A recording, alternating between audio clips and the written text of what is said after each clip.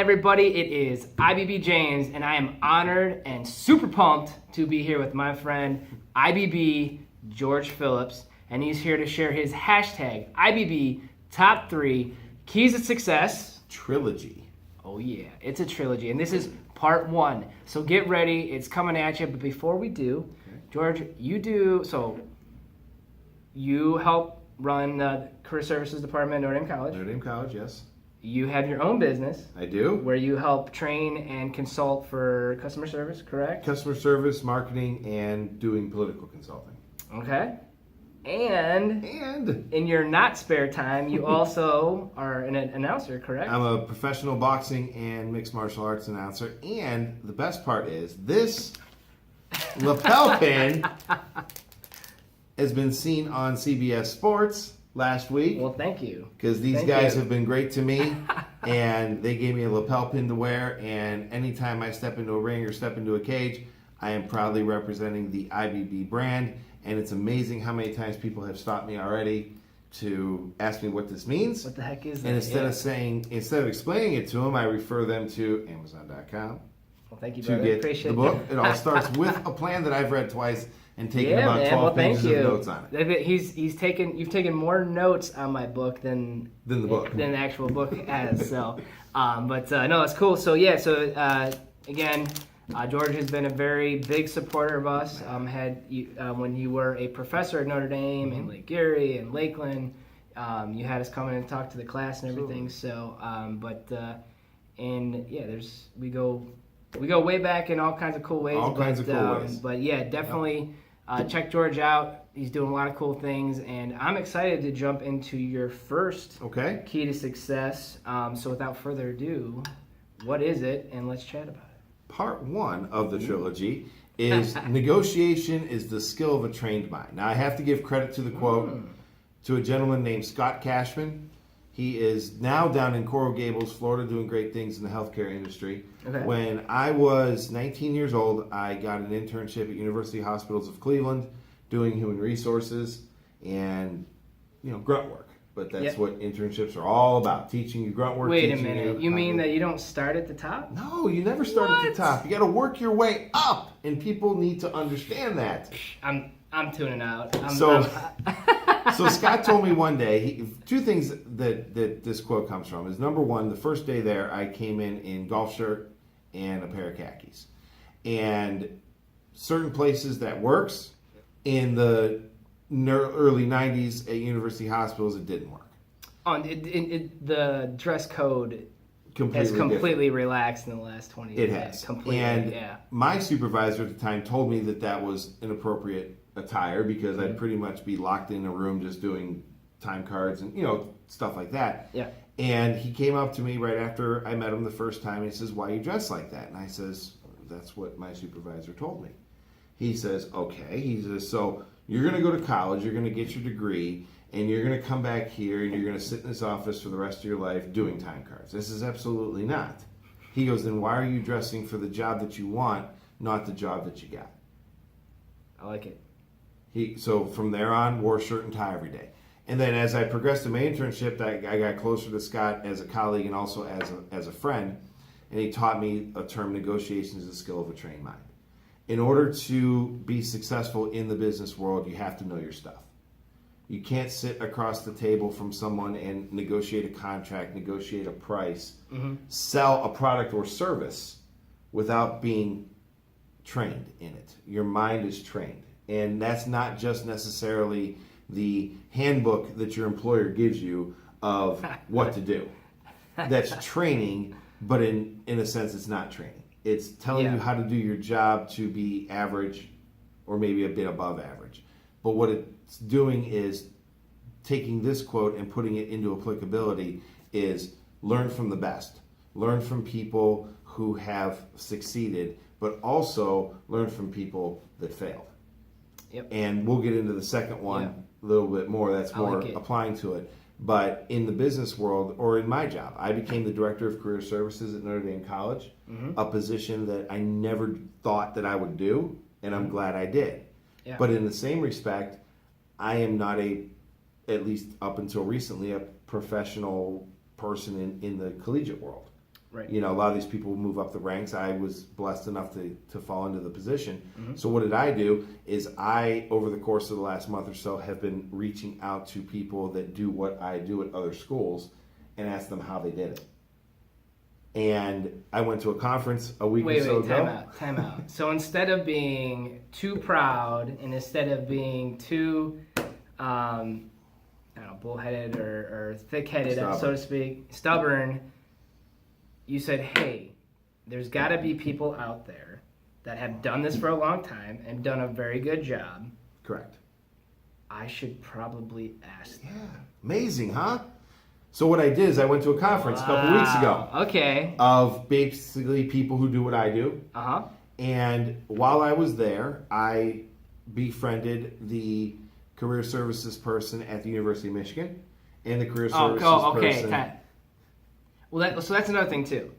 Even if it's someone who is, for example, Ohio State, Michigan, Browns, Steelers, you know, like, even if it's someone at a rival company or a rival team. So what?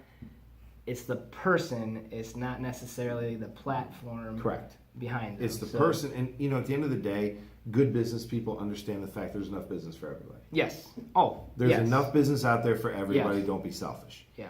So the Michigan guy and I spoke, the West Virginia University guy and I spoke, and I talked to them about things that I want to do with the department over the course of the next 12 months.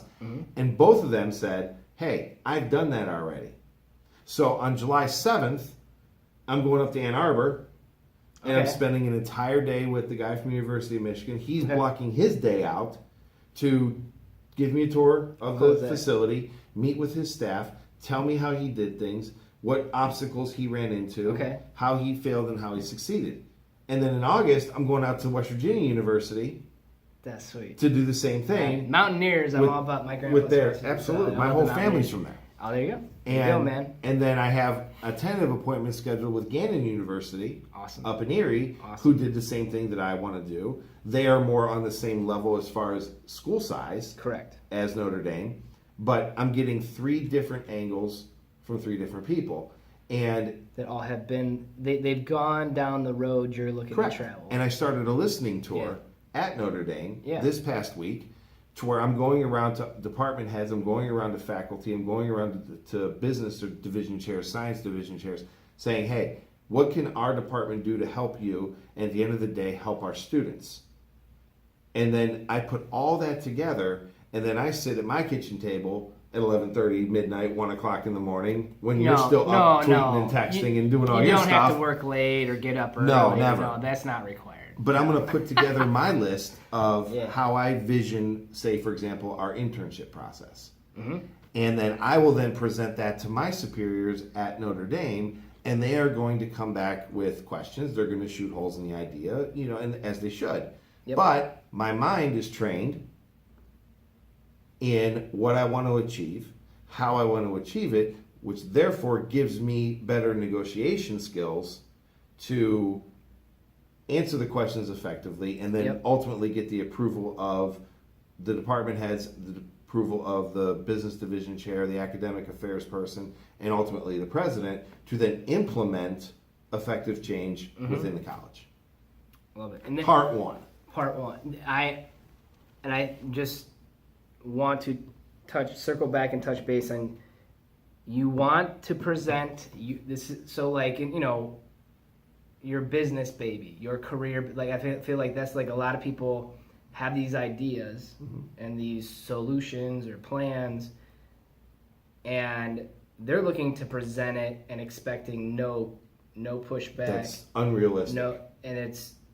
But you made a very good point of, I want to present it to them so they can destroy it. Exactly. And I can then fight for it or see the light. For example, I was supposed to be here at 2:45. I got here at 3.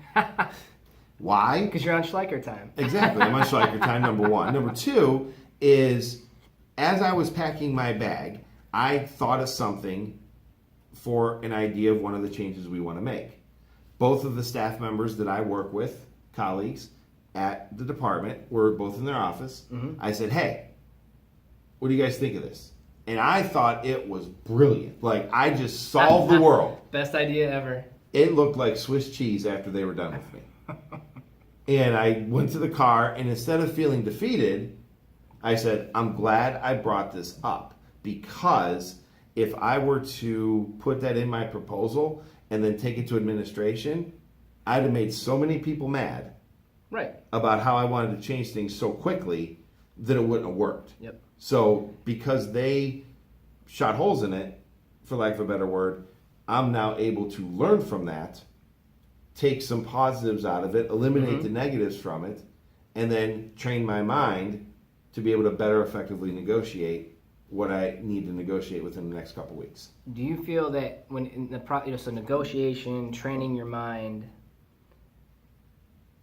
it just like you like you and I, we get ourselves into trouble because we're like, idea, go, do, action. You know what I'm saying? But like you mentioned, is with a good idea, great idea, the best intentions, good, heartfelt action, and it's you don't want to harm a fly or hurt anyone's feelings, right? But lo and behold, you go out and you try to do good stuff, and then you have this, you've somehow managed to steamroll and offend a bunch of people. So like, how do you what have you kind of learned, what has been trained in your mind to kind of help remind yourself that, okay, is this going to hurt people unintentionally? First of all, you never say this the right way. See, trained mind right there. 99 out of 100 times, especially with a change idea. There's a difference between a change idea and a new idea. Correct. Yes. Change ideas are scary. Some people are going to disagree with you. And you have to know that going into it. You have to accept that. Oftentimes, people don't like change. You will find in any line of work that a lot of the hiccups you get or the blowback or pushback you get are from people who have been around the block so many times that they're used to doing things a certain way and they're not open to it. And then the next generation that comes in is more apt and open to change. Yep. So knowing that, you have to be delicate and you have to make it strictly business. You're not, if I offend you or you don't like my idea, I'm not doing it on a personal level. It's not me versus you, it's just process versus process. Yeah, it's concept versus concept, or concepts trying to help figure themselves out. And at the end of the day, if you communicate your end goal, oftentimes it helps ease that blowback. Like for Notre Dame, my end goal is the best students possible when they graduate. Yep. And everybody can get on board with that. Now, how do we get there? And I equate that even to the political world. From depending on what side of the fence you sit on, you have your favorites. Right. Your favorite presidents, your favorite congressmen, whatever. A good example of compromise and negotiation is Ronald Reagan. When Ronald Reagan was president, he got a lot done when his party was in the minority in the House of Representatives. But he knew enough to say, hey, wait a minute. If I want change to be made, I need to be able to negotiate and compromise and get things done. So he and Tip O'Neill, who was the Speaker of the House, who was a Democrat, they got together, depending on what story you hear, once a week, once a month, whatever, and sat down, broke bread, and said, hey, okay, I got this spending bill, or this, I want to get this through, and O'Neill, this ain't going to happen this way. Well, wait a minute, let's go this way. But their minds were both trained in the skills so that they were able to both effectively negotiate and then put together a compromise bill to send to Congress to get passed. Yeah. That's how it works. I like it. That's, there's always going to be a brick wall, stacked on top of another brick wall in order to push through, but that's how change is done. It's not easy. In order to make any change.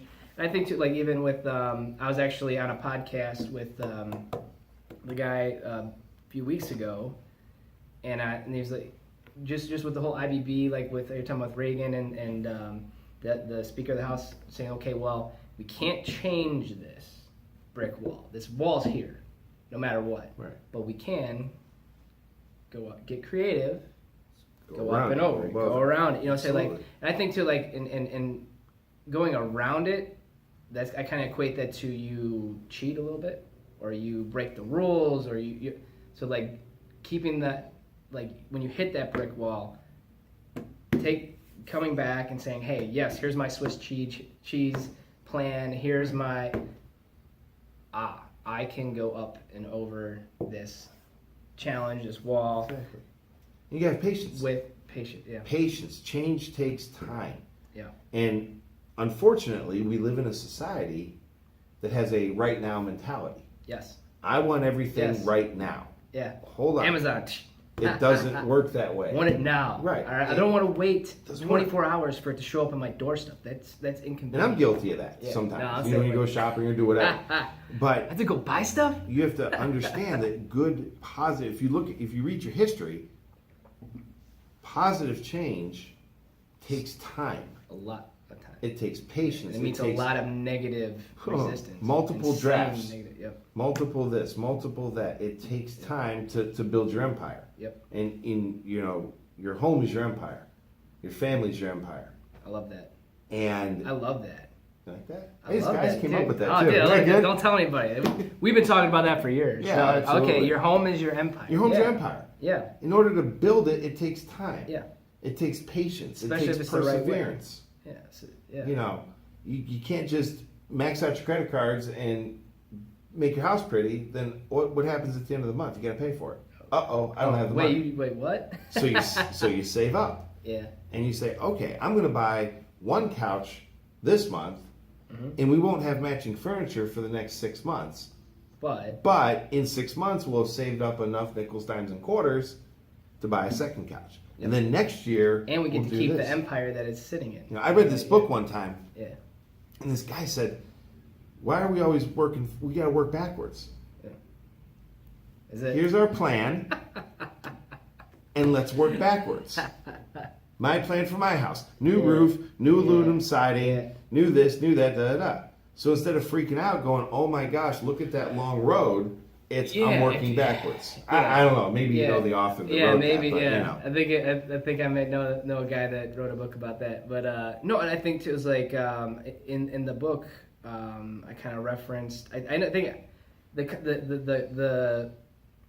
the phrase or the concept of how do you eat an elephant? Well, one bite at a time, and then like I kind of equate that to, well, everybody's got these big plans that are great, but it's like it's suffocating just even thinking about how many things you're gonna have to do to get there. But I believe in the book I talk about, like, you know, how do you eat a year? You know, that was kind of what I was getting at. Is like, how do you eat a year, one day at a time? And you have to take a bite out of Monday, and then take the bite out of Tuesday, and then all right, January. Done. I ate that 3 up, goals. gobbled it up. Yeah. Personal, professional, and financial. Yep. Done. IBB, FPP. Yeah, But you know, if you have those, like we talk about the couch, we're gonna have a couch. We need 3 couches, and it's gonna take us a whole year. And it doesn't matter what else happens, but we're gonna make the right moves. That's so cool. And we'll have those 3. You know what I'm saying? Like, and I tell people all the time, especially like when I was teaching. Set your goal. Work backwards, get it done. But say to yourself every day, because character's a lot of success. It's your character. I'm not insulting financial advisors, I promise, for the record. But interest rates are interest rates. Yeah. Insurance policies, not much difference. I buy from the person versus the product. product, the company to company, the products will change, but end of the day. I buy from the person. Yep. We're rolling over something to you. Why? Yep. Because we like you. Yep. Okay? And but I tell people, you have a goal. Yeah. You need to say to yourself, is what I'm doing right now helping me to get to that next step to achieve that goal? And if the answer is no, reevaluate what you're about to do or what you have just done and not do it again. Yeah. Is what I'm doing now going to help me? Is what I'm doing tomorrow going to help me achieve my end goal? And we all have them. Yeah. So that's the negotiation. Negotiation is not just in front of another person. Do you feel that you negotiate a lot with yourself? Absolutely. People, I feel like I'm all the time You negotiating the left brain saying we got to do this, and the right brain say, well, time out, pause, and sure. But you negotiate with yourself, but there's a fine line between negotiating with yourself and making excuses for not doing something. Boom. Yeah. Because there are times, and we all do it, and if anybody says they don't do it, they're lying. Yes. Full of credit. Okay? But there are times when you're in your office, whether it's your home office, your work office, whatever. I would never dare do it at Notre Dame. But you have this list of all the stuff you got to get done, and you sit there and stare. Yeah. And then your brain says, it's okay. Yeah. You deserve a day. You deserve this. This morning's been rough. You should take the afternoon. Take time off. Calm down. Don't worry about it. That's not negotiating with your mind. That's making excuses with your mind to justify something that's not going to help you get to your goal. Yeah. Now, there are days when I will go home and it'll be 7 o'clock at night, and I am shut down. You're tapped out. It's gone, and you need a recharge night. Yes. Okay. Tonight I'll get home tonight and probably boot up the laptop, put the NBA draft on, and get some work done. But then tomorrow I'm shutting it down a little bit. Yeah. But that's okay. 14 straight days, pretty much going. Yep. Between the 3 jobs and the family and this and that, you need a day to for a second. And too, it's like that with the getting up. One thing that when we first reconnected and you had us coming in and talking, you're like, you really get up at 4 a.m? Like you use that, and you started like getting up earlier and all it works. That.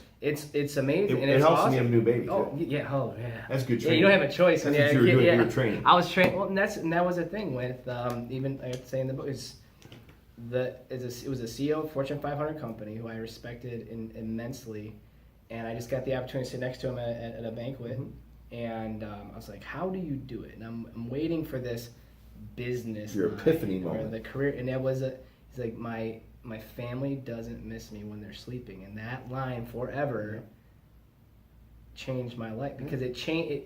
Now getting up at 4 a.m. It's not for work. It's not for to get more paperwork done. It's not to run more meet. It's to ensure that my empire doesn't fall. Because my greatest nightmare is coming home one day and Erica and JJ are gone, and there's a note saying, you never were home. You never thought about us. Like you never, what I'm saying? Like I'm always thinking about them, and like I am gone. Say like when you're running multiple businesses, but you make time. You have people always. It's funny you say that because 2 things. One, that 4 a.m. thing is genius. But I tell people who I've told this to, if it doesn't work sometimes, don't freak out that you slept at 6. It's fine. Because think about it, you're up at 6, you're used to getting up at 8. You're still 2 hours ahead of schedule. The fact you're trying is huge. Is a victory in and of itself. And if 4 a.m. doesn't work for you and 5 does, fine, whatever, make it your own. Yep. It's like sales. A sales manager gives you a script. Yeah. If that doesn't have red pen on it within a week, you're doing something wrong. Yep. You got to make it your own. Yep. But like with the Empire thing, everybody says to me, how do you do it? You're a boxing announcer and MMA announcer. You announce at the captains. And captains. Oh yeah, Lake County captains. Yep. You run a department at Notre Dame College, and you still do your political consulting and your sales and marketing consulting. How do you do it? I'm organized. And if you stay organized, if you stay on a schedule, if you keep a good calendar, it's amazing how much time you have the busier you get. Yeah. And when you're not organized, and you maybe have just one singular responsibility or 2 responsibilities and that's it, how you always say to yourself, I had no time for that. I don't have time for that. I don't have time for that. I don't have time for that. You make use of your time. Yeah. I get emails sent to me every morning through various websites that I subscribe to for political stuff. Kind of what happened overnight, what happened yesterday, so on and so forth. And it's routine now. I get up in the morning, I get out of bed, I go to the coffee pot, make my coffee. As the coffee. Absolutely. Yeah. As I'm brewing the coffee, I start reading them. Yeah. Sit at the kitchen table, pull up the iPad, pull up the phone, read my briefings. Good deal. Go downstairs, take a shower, get the kids up, do this, do that, start the day. But it just becomes habit. And what's funny is the few times where I get up late and don't do that, I'm thrown off. Yeah. It takes a whole couple day's hours. ruined. Yeah, it takes a couple hours yeah. to kind of get back in that mode. But I always tell people too, slow down too. Get busier, but you can also slow down. Yeah. When you're walking from the parking lot to the building, you don't have to. It's not a race. Yeah. Take 30 seconds and walk normal. Mm-hmm. What's 30 seconds? It's nothing. And two, I try to. I don't know if you try to do this. Like, I'll try and force myself to like look up. And even like a lot of times too, when I'm like running, like, or if I'm like, it's just you're so, in a good way, a lot of times for us, we're so focused on what we need to get done that you don't notice, like, wow, it's a real beautiful day. Like, wow, it's like, how amazing is life? So I started shutting the radio off in the car. Okay. About 2 weeks into this. Okay. I have to top of the hour and bottom of the hour. Got to listen to the news, WTAM 1100. Yeah. But I shut the radio off. My son's had soccer or basketball camp all week at Lost Nation. Yeah. Now, getting from Lost Nation Sportsplex to Notre Dame College is weird. There's no good way. You got to go Lakeshore, Route 2 to 91, weird. that. Yeah. But it's funny because I'm driving it with the radio off. It's amazing how many things I noticed. Yeah. Just this week. You just never noticed before. Saw your mug a couple times on a bus. Oh, yeah. Tried to get a picture of it. Almost got in an accident. Yeah, no. Only if you're at a red light and you're stopped and you have your seatbelt on. Yeah, exactly. I'm like, yeah, it's okay. But you appreciate the drive. I have a fight Saturday in West Virginia at Moundsville Penitentiary, where Old Sparky used to be. Oh, nice. Kind of cool. Yeah. And the drive to where I'm going is very pretty. Mm-hmm. It's a nice picturesque type drive. And I'm going to do my very best to just shut it down. Yeah. Someone calls, fine, whatever, but try to shut it down. Soak it all take a deep breath and just enjoy the drive. Enjoy the nature. Enjoy the other cars. You'll see some guy picking his nose or something that you would have, noticed before. Yeah. But those are things that kind of internally calm you down. Yeah. And then when you get to your objective, then you're able to okay, now I'm ready to go into the ring. Yeah. And you need that sense of calm. You're always go, and everything, the mind's turning, the heart's rate, like it's always constant.